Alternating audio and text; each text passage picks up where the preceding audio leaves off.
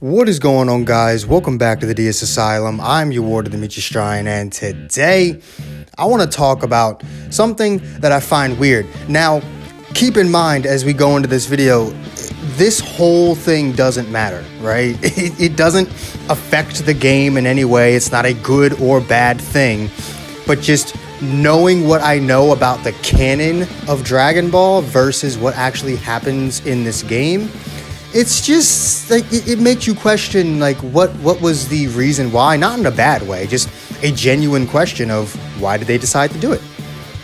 And I want to talk about UI Goku and his stat spread. So as we all know, UI Goku is super offensive. He's got one of the highest offensive stats in the game, even for just 2 or 3 stars.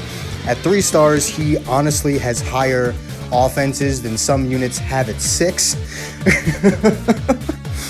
But his defensive stats and his health are awful. They're some of the lowest in the entire game, and his abilities are all damage inflicted buffs. Basically, he gets nothing but damage. So the reason why I find this a bit weird, and he does blast attack and defense. The reason why I find this a bit weird is the fact that in Dragon Ball Super, I'll be using the anime specifically, as more people have seen the anime than read the manga. I have read the manga, but again, I understand more people have seen the anime, so I'll be using that as my reference. UI Goku, or Ultra Instinct Sign, or Ultra Instinct Omen, Autonomous Ultra Instinct, whatever the hell you want to call it. Literally, like, here you can see that he's lacking in everything except offense. But in the anime, UI Omen Goku, was lacking in nothing except offense. Offense was the one thing that he couldn't do properly. Whis even said that because he was thinking about how he was attacking, it was dampening the effects of Ultra Instinct. He was not hitting as hard as he should. And in that, like literally seconds later, Kefla made a point of telling Goku that, yeah, you're really good at dodging and blocking, but if you keep hitting me with the amount of strength that you're hitting me with, you'll never beat me. And it took a supercharged Kamehameha just to knock her out of the ring, by the way. It didn't technically defeat her. Now, some people are going to say, oh, but it snapped the Potara earrings. The thing about the Potara earrings snapping, the Kamehameha is not what instantly did that. The Kamehameha was more of the straw that broke the camel's back in terms of the Potara earrings breaking. It was Kefla herself that overloaded the earrings when she decided she wanted to lose her damn mind and, you know, do probably the most impressive screaming matches that I've ever seen in Dragon Ball. But like when she let all of her power flow out of her, that is what overloaded the Potara earrings, and Goku's Kamehameha was more just that extra little bit of force that finally caused the earrings to snap. If Kefla had never done that and did not allow Goku to charge that Kamehameha, there's a pretty good chance that Goku's time in that Ultra Instinct state would have run out before he could actually beat Kefla. Meaning if Kefla was a smarter fighter, she probably would have won because Goku couldn't hit very hard. That was the whole thing about Ultra Instinct Omen. He was really good at dodging and blocking. He could survive a lot. Like when Jiren decided to tell the Kamehameha to go fuck itself, all it took was a bit of pep talking from Vegeta and he was back to business almost instantly. It was as if he never got hit in the first place. So I think it actually would have made more sense to give him really low offensive stats, but then really good defensive and health stats. Like, am I wrong for thinking that, like, if you wanted to be faithful to the canon, that's probably what you should have done? Now, obviously, like, it doesn't matter, right? I'm saying all this. This is just me analyzing the game far more than it needs to be, right? This is me trying to, connect canon with a video game. Like, at the end of the day, it doesn't matter. But it does make you wonder, how come they did make him super offensive instead of defensive? Did they think that being defensive with the unique gauge would be too broken? I would argue no, because as long as his offensive stats were low enough and he didn't have like some ridiculously high damage buffs, it wouldn't have been that bad, because as UI Goku is right now, I'd actually say is more busted than it would have been had he been defensive, because you can just dodge and hit someone and they're usually dead within that one combo unless they swap out. So it's actually very possible for Goku to just dodge someone and then instantly kill them, which is the complete opposite of what he was doing in the anime. It was a matter of he was dodging everything, but he couldn't actually land a sufficient blow to save his damn life. And in the second fight against Jiren, Piccolo points out, like, when Goku got back up after Vegeta's little pep talk, we're just right back to where we started. He hasn't actually gained any ground. He's not hitting any harder or faster. He's literally doing the same thing he was before. And it wasn't until Goku started embracing the effects of Ultra Instinct, when he closed his eyes and actually let his body control everything for him, that he really started to not only obtain the full power of Ultra Instinct, but also started to hit much harder and much faster than Jiren could.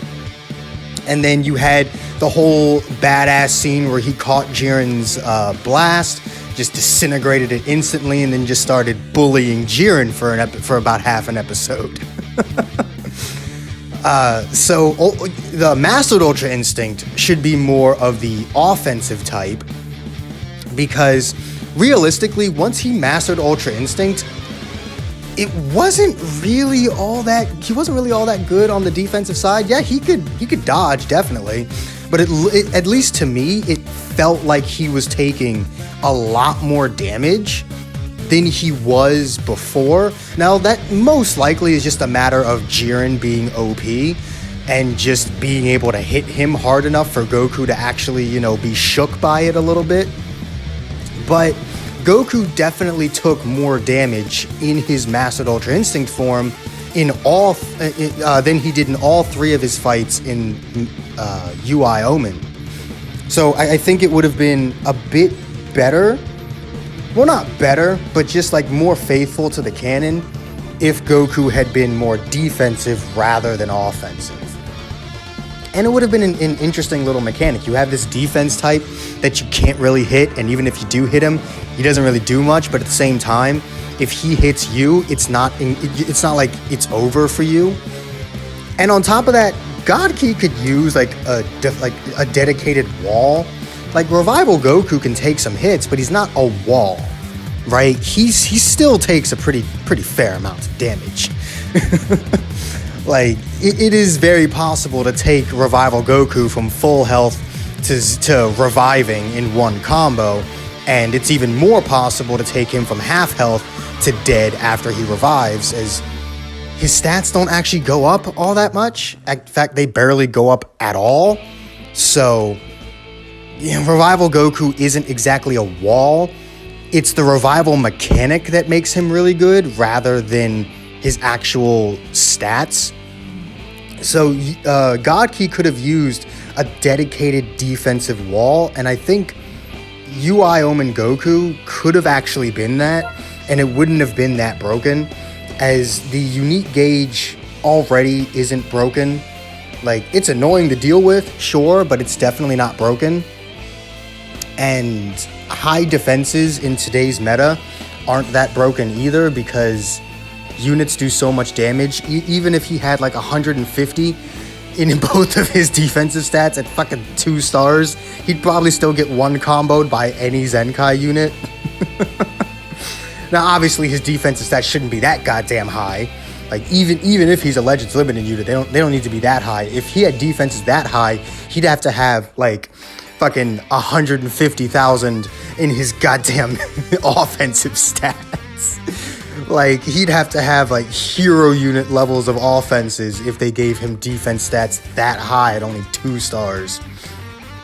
But I think a lot more health and better defenses would have been more canon, you know? That's just me. Again, it doesn't matter at the end of the day. Like, UI Goku is UI Goku. The company doesn't have to be faithful to the source material at every turn. I mean, technically, this UI Goku is just a weird composite version of all 3 of his appearances rather than one specific Goku. He has animations from all 3 of his battles.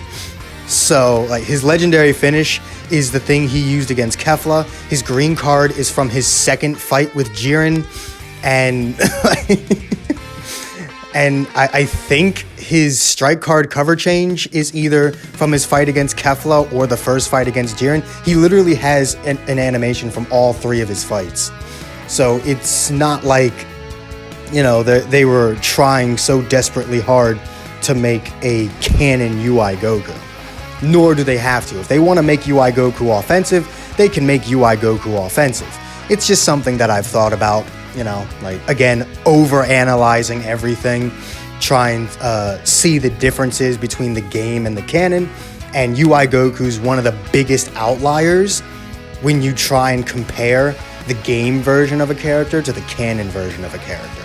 This game is actually pretty good at representing the canon versions of the characters they release. But just with UI Goku, they kind of went the exact opposite of his canon variant. But that's going to be it from me. Just a random little over-analyzation of UI Goku. If you enjoyed this video, do make sure to hit that like button, subscribe if you haven't already, hit that join button if you can, it really does help the channel out. All the links you could ever want are in the description down below. Let me know who you think I could talk about next. There is one specific character that I've been talking about in this regard since the day he came out, this man over here. So I'll be doing a video about him. It won't be a long one. It'll just be like a really comedic version because, oh boy, talk about doing the exact opposite of what they did in the show. But if there's anyone else you can think of that is kind of like the opposite or like not really like they were in the canon, someone I can overanalyze to hell for no reason, let me know in the comments, and I will see all of you inmates back here at the asylum for the next video. Peace.